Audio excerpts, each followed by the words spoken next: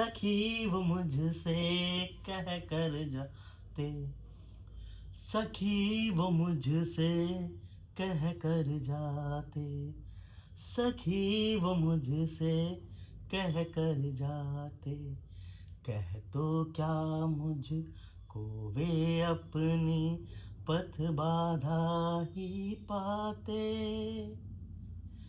सखी वो मुझसे कह कर जाते।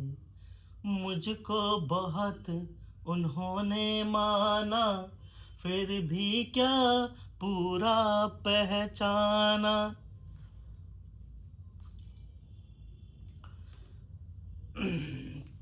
मैंने मुख्य उसी को जाना जो वो मन में लाते, सखी वो मुझसे कह कर जाते।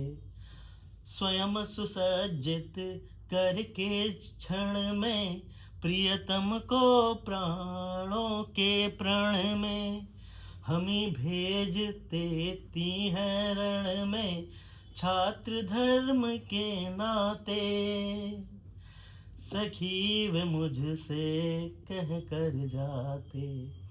हुआ न यह भी भाग्य भागा, किस पर विफल गर्व अब जागा, जिसने अपनाया था त्यागा, रहे स्मरण ही आते, सखी वे मुझसे कह कर जाते, सखी वो मुझसे कह कर जाते।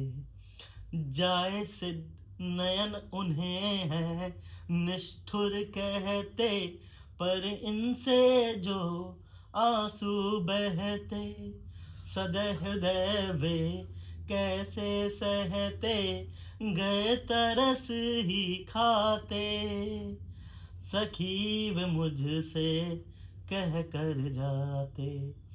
जाए सिद्धि पावे वे सुख से, दुखी न हो इस जन के दुख से, उपालब्ध हो दूं मैं किस मुख से, आज अधिक वे भाते, सखी वे मुझसे कह कर जाते। गए लौट भी वे आवेंगे, कुछ अपूर्व अनुपम लावेंगे, रोते प्राण उन्हें पावेंगे, पर क्या गाते गाते, सखी वे मुझसे कह कर जाते।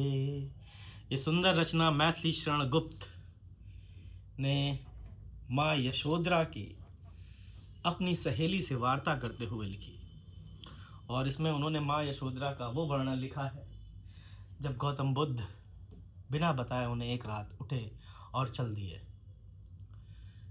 ज्ञान की तलाश में, मैं कौन हूँ की तलाश में। और जब वो आ रहे थे तब यशोधरा माँ अपनी सखी से बात कर रही हैं कि मुझे इस बात का दुख नहीं है कि वे चले गए, मुझे इस बात का ज़्यादा दुख है कि वे मुझे बिना बताए चले गए। अगर वो मुझे बता देते तो मैं क्या उनकी रास्ते में रोड़ा बन जाती। मैं तो हमेशा से उनका समर्थन किया है, मैं उनके जो मन में था मैं उस भाव को भी समझा है। तो यह छोटी सी वार्ता मैथिली शरण गुप्त ने अपने शब्दों में पिरोई है, जो कि बड़ी ही सुंदर है। आप भी इसे गुनगुनाएं जब समय मिले। जय हिंद।